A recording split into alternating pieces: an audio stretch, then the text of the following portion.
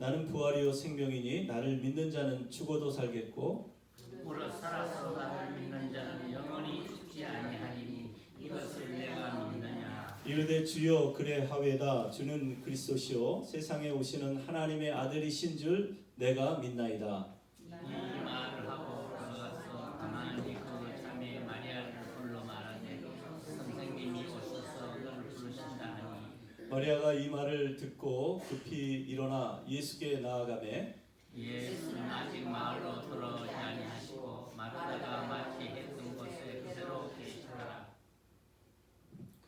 마리아와 함께 집에 있어 위로하던 유대인들은 그가 급히 일어나 나가는 것을 보고 곡하러 무덤에 가는 줄로 생각하고 따라가더니 마리아가 예수 계신 곳에 가서 배웠고 그 나라에 엎드려 이르되 주께서 여기 계셨더라면 내 어머니가 죽지 아니하였겠나 하더라.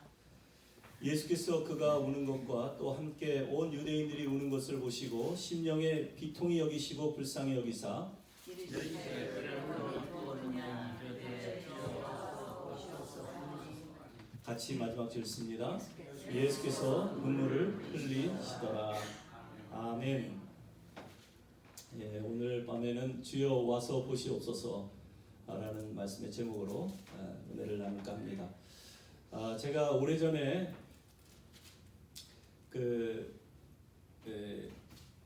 혹시 여러분들은 기억하실지 모르겠어요. 장수만세라는 그 프로그램을 기억하는데 장수만세에 나온 시골의 노부부 할아버지 할머니가 나와서 인터뷰를 하는데 그 사모님 그 뒤에서 조금만 마이크 볼륨 좀 높여주실래요? 인터뷰를 하는데 사회자가 물어봐요. 할아버지 내 생에 다시 태어나도 할머니랑 결혼하시겠어요? 그랬더니 고개를 잘래잘래 흔들어요. 그래서 옆에 있는 또 할머니한테 할머니는 어떠세요? 다시 태어나시면 할아버지랑 사시겠어요? 그랬더니 째려보면서 할아버지를 고개를 끄덕끄덕거려요. 이 양반 내 없으면 못 살아요 하면서 자기는 다시 태어나도 할아버지랑 같이 살겠다. 그러니까 참 남편 구실을 제대로 못하고 돈벌이도 시원치 않고 그랬지만 이 인간은 나 없이는 못 사는 인간이다. 내가 돌봐주고 내가 같이 살아줘야지 살 수 있는 사람이라는 것이죠. 저는 그 할머니의 그 인터뷰 내용을 들으면서 이 할머니 정말 할아버지를 사랑하시는가 보다. 이게 진짜 사랑 아닌가 하는 생각을 해보았습니다.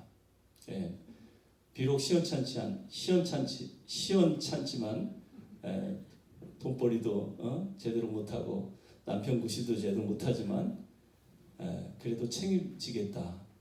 끝까지 돌봐주겠다 하는 그런 책임감 있는 그런 사랑이 아닌가 하는 생각을 해보았어요. 부부 생활 참 어렵습니다. 여러분 특히 인생의 선배로서 살아보셔서 아시잖아요. 처음에는 인물 보고 또 집안 배경 보고 그렇게 시작한 결혼 생활일지 모르겠지만 속된 말로 뭐 결혼하면서 얼굴 뜯어먹고 사는 것도 아니고 살다 보면은 정말 마음이 통하고 마음 씀씀이가 좋아야 한다라는 걸 우리가 겪어봐서 알지 않습니까? 이 인간 때문에 못 살아가 아니라 이 인간 나 없이는 못 살아. 상대방을 불쌍히 여기는 마음, 그게 우리에게 필요한 것이죠. 그게 또 어쩌면 우리 주님께서 명하신 이웃사랑이 아닌가 하는 생각을 해봅니다. 내 이웃을 내 몸과 같이 사랑하라. 오늘 예수님께서 이 나사로의 그 죽음 앞에서 울고 있는 사람들, 특별히 마르다에게 이런 말씀을 하세요. 나는 부활이요 생명이니. 예수님이 부활이다 생명이다 말씀하시고, 그리고 나를 믿는 자는 죽어도 살겠고 살아서 나를 믿는 자는 영원히 죽지 아니하리니 이것을 내가 믿느냐 라고 물으시죠. 여러분은 어떻습니까? 이것을 내가 믿느냐? 예수님께서 물으셨는데 우리에게 물으신다면 여러분들은 믿으십니까? 예수님의 이 말씀을 믿으십니까? 예수님이 부활이요 생명이심을 믿습니까? 정말 믿는다면은 예수님께서 하시는 말씀이에요. 너희가 영광을 보리라. 예수님께서 정말 너희가 내 말을 믿고 내가 누구인지를 믿는다면은 하나님의 영광을 볼 것이다. 물론 여기서 영광은 이 본문의 맥락으로 봤을 때는 나사로의 죽음에서 살리신 일이에요. 이 나사로가 죽어서 나흘이나 된 정말 썩어 냄새나는 거의 송장이 되었는데 예수님께서 그 나사로를 살리신 그 일을 가지고 영광이라고 말씀하세요. 4절에 우리가 다 읽지는 않았지만 요한복음 11장 4절에 보면 예수님께서 이렇게 말씀하십니다. 예수께서 들으시고 이르시되 이 병은 죽을 병이 아니라 하나님의 영광을 위함이요 하나님의 아들이 이로 말미암아 영광을 받게 하려 함이라. 그러니까 하나님의 말씀을 믿으면 죽은 나사로도 하나님께서 다시 살릴 수 있는데 이것은 하나님의 영광을 위함이래요. 그리고 하나님의 아들이 영광을 받게 하기 위함이래요. 이걸 믿느냐라고 지금 묻고 있는 거예요. 우리는 사람을 믿습니다. 사람 외모만 보고 믿을 때가 많은데요. 생김새가 천사 같고 또 순한 양처럼 보여서 믿어요. 그런데 믿다가 큰 상처를 받을 때가 있죠. 천사같이 생긴 사람 나중에 보니까 그 안에 악마가 들어가 있고 순한 양인지 알았는데 여우나 늑대처럼 둔갑해버리는 그런 경우도 있습니다. 또 외모가 아니래도 그 사람의 말을 믿고 낭패를 겪을 때도 있습니다. 현란한 입담, 정말 설득력 있고 호소력 있는 말솜씨를 믿다가 큰 돈 투자했다가 사기당한 사람도 많이 있습니다. 그 일로 인해서 빚더미에 올라앉고 가정 파탄난 사람, 길거리에 내몰린 사람도 있지요. 이 세상에 믿을 사람 하나도 없습니다. 아무리 선하게 생기고 착하게 생겼다 할지라도 그 함부로 남의 말을 믿을 수는 없어요. 분별해서 믿어야 합니다. 그런데 예수님은 나를 믿으라 라고 말씀하십니다. 또 내 말을 믿으라 라고 말씀하세요. 오늘도 우리가 기도하러 왔고 또 우리가 이 밤에 하나님을 찬송하러 왔지만 여러분은 정말 하나님의 말씀을 믿습니까? 오늘 주님께서 만약에 여러분들에게 수고하고 무거운 짐진 자들아 다 내게로 오라 내가 너희를 쉬게 하리라. 여러분 이 말씀 믿어지세요? 네. 수고하고 무거운 짐, 그 짐이 어떤 짐인지는 저는 모르지만 우리 주님은 아세요. 그리고 여러분도 아세요. 내가 뭐 때문에 이렇게 힘들어하고 어떤 짐 때문에 이렇게 버거워하고 뭐 때문에 이렇게 나를 짓누르고 있는지 여러분도 아시고 주님도 아세요. 그 주님께서 그 짐을 내려놓으라는 거예요. 네가 감당하려고 하고 네가 그 문제를 해결하려고 노력하고 있는 그거 내려놓으라는 거예요. 그러나 우리는 내려놓지 못합니다. 우리 주님은 그걸 내려놓으면 너에게 쉼이 있다. 내려놓으라고 말씀하시는데 우리는 끝까지 우리가 지고 가려고 해요. 내려놓지 않아요. 왜? 우리가 세상에서 사람들을 통해서 내려놨다가 큰 낭패를 본 적이 있었거든요. 내 마음의 고민, 아픔, 상처 털어놨다가 그것 때문에 오히려 정말 후회하고 내가 다시는 사람에게 마음을 주지 않겠다고. 내가 과거의 경험을 통해서 그런 아픔을 경험했기 때문에 주님 앞에서조차 주님의 음성이 들리는데도 불구하고 내려놓지 못하는 것이죠. 왜 그렇습니까? 먼저는 자존심 때문에. 내 문제는 내가 해결해야 돼. 이건 내가 짊어지고 갈 짐이야. 내 십자가야. 자기 자존심 때문에 못 내려오는 사람도 있을 테고, 또 아까도 말씀드렸다시피 과거의 실패 때문에 자신이 없는 거예요.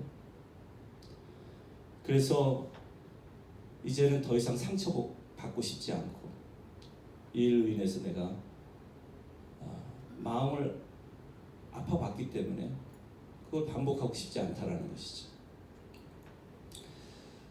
여러분 어떻게 생각할지 모르겠지만, 사람은 믿고 의지할 대상이 아니라 사람은 정말 믿을 대상이 아닌 것 같아요. 사람은 오히려 돌봐줘야 될 대상이에요. 섬겨야 될 대상이에요. 예. 그래서 하나님께서 저와 여러분에게 배우자를 허락하시고 자녀들을 허락하시고, 그럼 우리가 자녀들 얼마나 믿습니까? 자녀는 우리가 돌봐줘야 될 대상이에요. 우리가 희생하고 우리가 헌신해서 자녀들이 정말 장성한 성인이 될 때까지, 자기 학교 자기가 혼자서 갈 수 있을 때까지는 부모로서 우리가 섬기고 돌봐줘야 될 대상이 아닙니까? 그래서 여러분, 믿을 분은 하나님 한 분밖에 없어요. 믿을 만한 하나님 말씀밖에 없습니다. 저희 어머니가 살아생전에 암투병 하실 때 어떻게든 제가 좀 살리고 싶은 마음으로 정말 병원으로, 한약방으로 동분서주 뛰어다녔어요. 자식이라면 병들어 죽어가는 부모 그냥 볼 자식은 없잖아요. 어떤 분은 솔잎을 끓여서 마시면 암에 효능이 있다고 해서 제가 새벽 이슬 맞으면서 공원 숲속을 헤맨 적도 있어요. 솔잎 찾아서. 또 어쩔 때는 그 쓴바귀를 절구에 쪄서 또 즙을 마시면 암 환자에게 좋다. 그래서 공원을 정말 뒤져가면서 쓴바귀를 뜯어가지고, 그게 엄마를 한번 살려보겠다는 일념으로 그렇게 애를 썼는데도 불구하고 좋아지긴커녕 악화일로입니다. 저희 어머니가 호스피스로 옮기는 날, 여기 베이리지 지역에 있는 루터란 호스피스 병동으로 모셨는데, 그 병동에 있는 그 채플에서 제가 기도를 했어요. 어머니 병화를 위해서 기도하는데 하나님이 이렇게 말씀하시는 것 같았어요. 네 어머니 이제 내려놔라.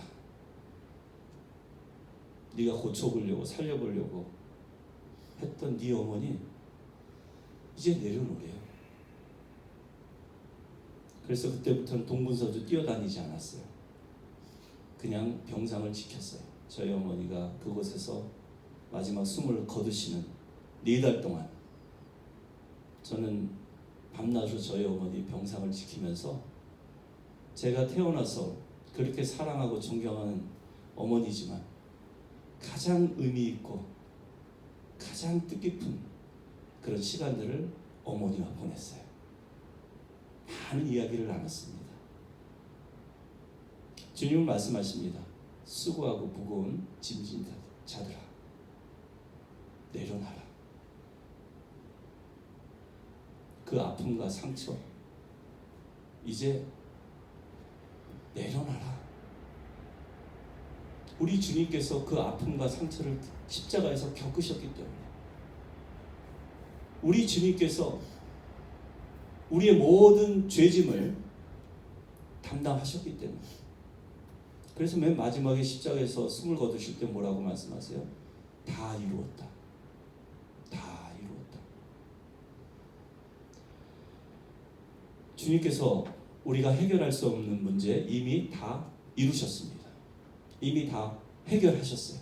그러니까 내려놓으라는 거예요. 오늘 본문에 등장하는 등장인물들이 있습니다. 예수님을 둘러싸고 십자가, 죽음을 둘러싸고 지금 4부류의 사람들이 등장하는데, 첫 번째는 제자들이에요. 제자들을 대표하는 도마라는 첫 번째 부류의 제자들은 이렇게 반응합니다. 십자가 앞에서 16절에 보니까 이런 말을 해요. 우리도 주와 함께 죽으러 가자. 예수님께서 지금 이 누구예요? 이 나사로가 죽은 게 아니라 잔다. 내가 나사로를 깨우러 간다. 그렇게 말씀하셨어요. 그러나 사실은 예수님께서 이미 십자가를 지시고 인류를 위해서 대신 죽으셨기 때문에 나사로의 죽음을 죽음이라고 말씀하시지 않고 잠자는 상태로 비유를 하신 거예요. 그래서 내가 나사로를 깨우러 간다. 그렇게 말씀하셨을 때 제자들 중에 도마라는 제자가 이게 예수님의 죽음을 의미하는구나. 그러면서 자기도 주와 함께 죽겠다고, 우리도 함께 주와 함께 죽으러 가자. 그렇게 16절에 그런 말을 해요. 헛된 말이지만 맞는 말이에요. 제자들은 결국 예수님을 따라가다가 다 순교했어요. 다 죽었습니다. 그들은 죽었지만 살아있는 하나님의 나라의 열매가 됩니다. 그들은 순교의 그 이슬로 사라졌지만 결국 그들이 선택한 길은 죽는 길이 아니라 사는 길이었었어요. 영원토록 사는 길을 택한 제자들입니다. 두 번째 부류는 마르다입니다. 21절에 보니까 주님께서 여기 계셨다면 죽지 않았을 것입니다. 22절에 그러나 이제라도 무엇이든지 주께서 구하시면 하나님께서 주실 줄 아나이다. 이 마르다는 어떤 사람인가? 뭐라도 해야 하는 사람이에요. 주님께서 이제라도 말씀하시면 하나님께서 주님이 원하시는 거, 예수님이 원하시는 거 다 주시지 않습니까? 내 사랑하는 오라비가 지금 죽어서 냄새도 나지만 지금이라도 주님 뭐 좀 해 주십시오. 그렇게 간구하고 있는 것입니다. 믿음 있는 사람이죠. 이런 사람에게 예수님께서 말씀하시는 거예요. 나는 부활이요 생명이다. 미래형으로, 시제를 보면 미래형이 아니에요. 현재형으로 기록되어 있어요. 나는 부활이요 생명이다. 그 말은 나를 믿으면 너희들이 부활할 것이요 생명을 얻을 것이요가 아니라 지금 나를 믿으면 너희가 부활하게 될 것이다. 지금 당장 나를 믿는 자는 부활한다라는 거예요. 지금 당장 나를 믿는 자는 죽지 않는다라는 거예요. 그 말씀을 지금 마르다에게 하고 있는 것입니다. 여러분, 지금입니다. 예수님을 믿을 때는 주님께서 나는 부활이요 생명이니 나를 믿는 자는 죽어도 살겠고 살아서 나를 믿는 자는 영원히 죽지 않는다. 이건 현재형으로 기록이 되어 있어요. 여러분, 우리가 아무리 바쁘고 분주하게 뛰어다닌다고 애쓴다고 일이 해결되지는 않습니다. 죽을 사람이 살아나진 않아요. 지금 믿어야 합니다. 지금 내려놔야 해요. 그래야 주님께서 지금 죽은 영혼 살리십니다. 그래야 주님께서 지금 잠자는 영혼 깨우십니다. 그래야 지금 상한 영혼을 주님께서 치유하십니다. 이 모든 것은 우리가 하는 일이 아니라 주님이 하시는 거예요. 우리 가운데 함께 하시는 주님께서 지금 죽은 영혼 살리고 잠자는 영혼 깨우고 상처 입은 영혼 치유하는 일을 나중에 하는 것이 아니라 지금 하고 계세요. 그래서 여러분, 우리는 그 주님을 믿는 것이죠. 지금 나와 함께 하시는 주님, 우리와 함께 하시는 주님을 믿는 것입니다. 그리고 마리아가 등장을 하는데요. 이 마리아는 이전에 예수님께 향유 옥합을 깨워서 예수님께 부은 여인입니다. 예수님께서 우리 죄를 담당하기 위해서 무거운 십자가 짐지고 이제 맨발로 골고다 언덕을 올라가는 것을 믿은 거예요. 그래서 향유 옥합을 깨서 예수님의 머리로부터 발까지 그 비싼 향유 옥합을 열어서 예수님께 부은 여인이에요. 예수님의 장례를 기념하기 위해서. 어떻게 이럴 수가 있을까? 예수님을 정말 사랑했기 때문에 그렇습니다. 이 마리아는요, 주님 곁을 떠나지 않습니다. 부엌에서 지금 할 일이 많은데, 그래서 왜 주님 가만히 계십니까? 저로 와서 나를 좀 돕게 해달라고 마르다가 간청을 했는데도 불구하고 주님 발 앞에서 떠나지 않아요.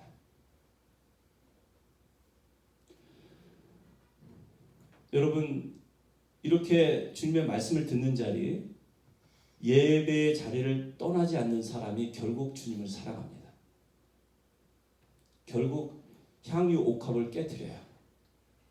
여러분, 우리가 교회에서 봉사하고 또 여러 가지 또 해야 할 일들이 많이 있잖아요. 교회가 이렇게 돌아가려면, 제대로 작동을 하려면 누군가는 일을 해야 하고 또 누군가는 봉사를 해야지 되는 게 맞잖아요. 그런데 우리 신앙생활의 우선순위는 봉사가 아닙니다. 전도도 아니에요. 우리 신앙생활의 우선순위는 구제나 선교도 아닙니다. 예배예요. 하나님의 말씀을 듣는 자리. 우리가 마음껏 하나님을 찬양하고 예배하는 이 자리는 양보하면 안 돼요. 아무리 누가 와서 부엌에서 좀 도와달라고 해도, 아무리 일손이 우리가 부족하니까 이것 좀 해달라고 해도 예배의 자리는 여러분 목숨 걸고 지킬 수 있어야 합니다. 예배를 통해서 은혜 받은 사람, 주님의 음성을 분명하게 들은 사람이 결국은 감사하는 마음으로, 감격하는 마음으로 옥합을 깨트리는 거예요. 그게 봉사의 자리, 전도의 자리, 구제의 자리로 이어지는 것입니다. 만약에 말씀을 듣지 않고 주님의 음성을 듣지 않고 봉사만 하다가 하면은 마르다가 되는 거예요. 마르다가 믿음이 없는 사람은 아닙니다만은 불평하잖아요. 저는 우리 평화교회 성도님들이 다 마리아 같은 믿음을 가지시기를 축원하여 드립니다. 선생님이 너를 부르신다 하니까 예수님께 또 달려가잖아요.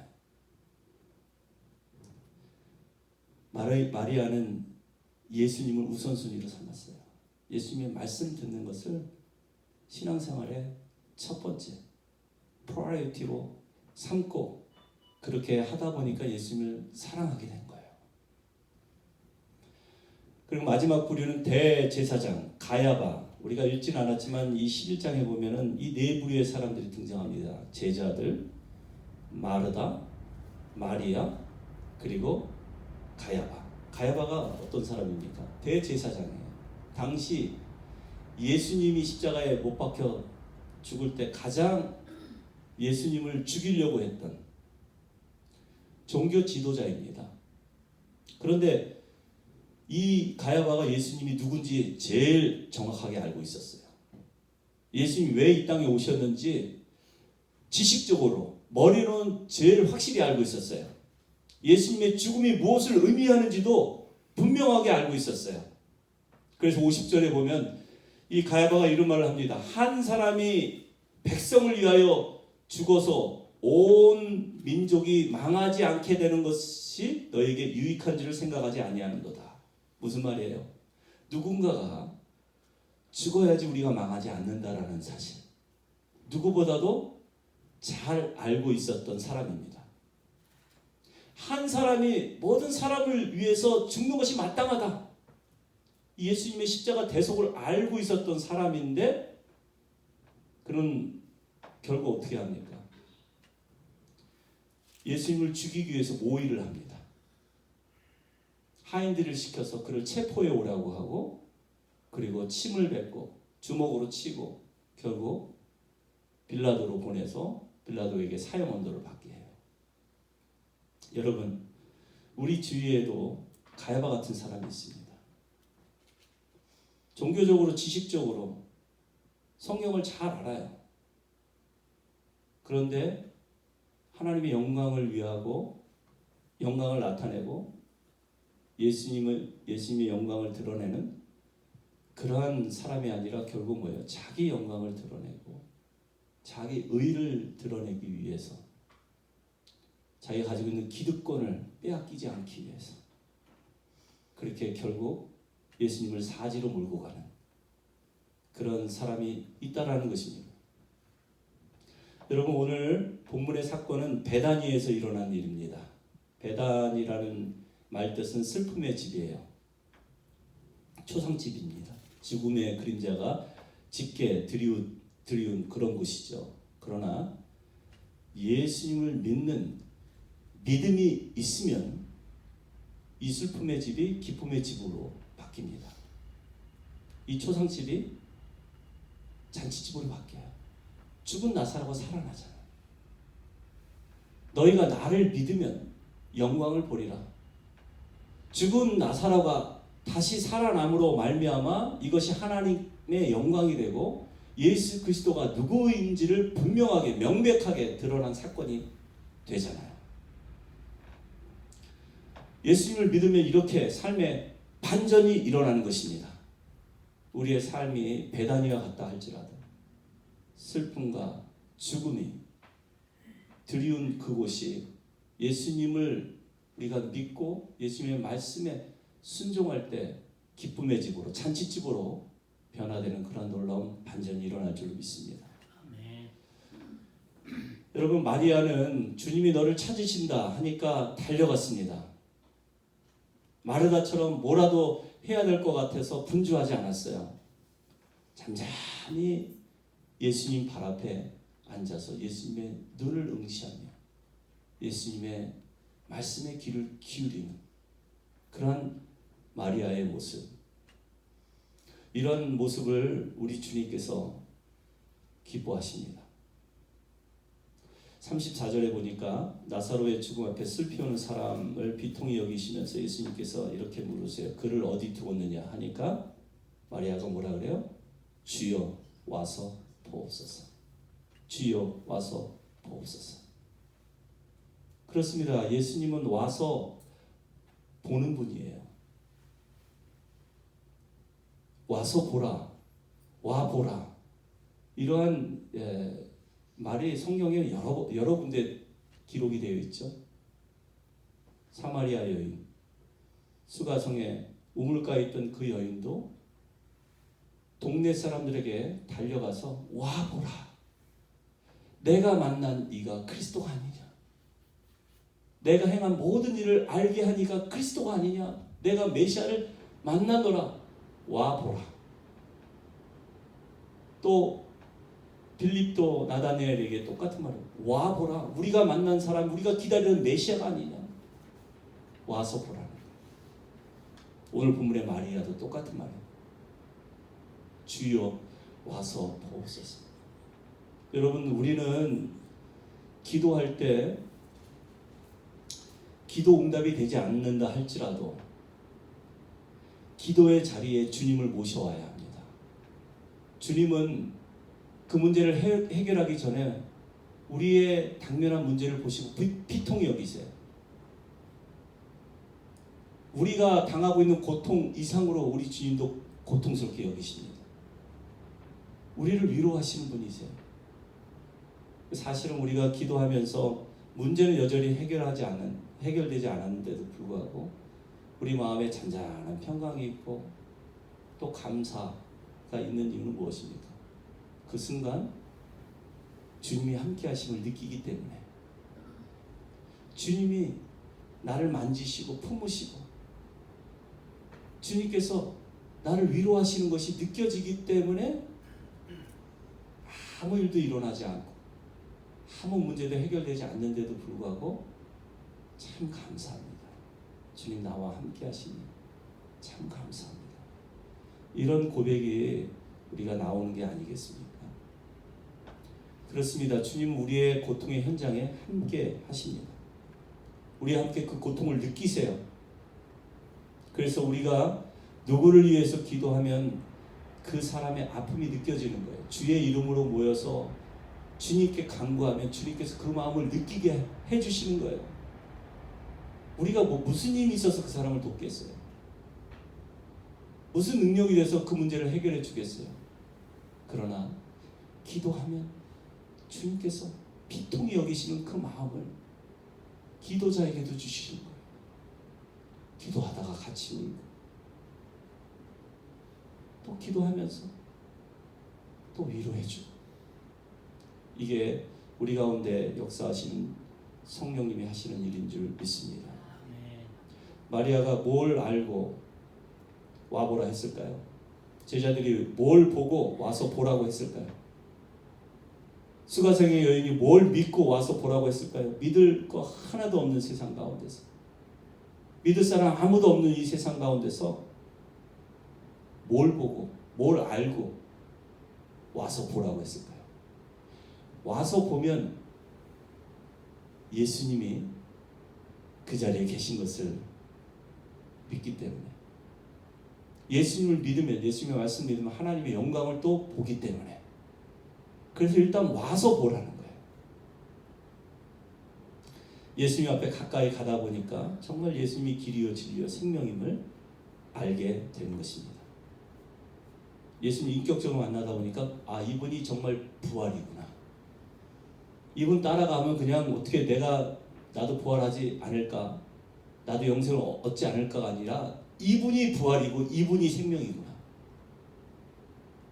그걸 알기 때문에, 그래서 와서 보라 그렇게 말씀하고 있는 것입니다. 그럼 예수님을 진심으로 사랑하게 됩니다. 예수님을 진심으로 사랑하면 예수님을 증거하게 되어 있고요. 증거의 도구로, 수단으로 우리는 봉사하고 희생하며 섬기는 삶을 실천하게 되는 것입니다. 더욱더 예수님 앞에 가까이 나아가시는 저와 여러분 되시기를 바랍니다.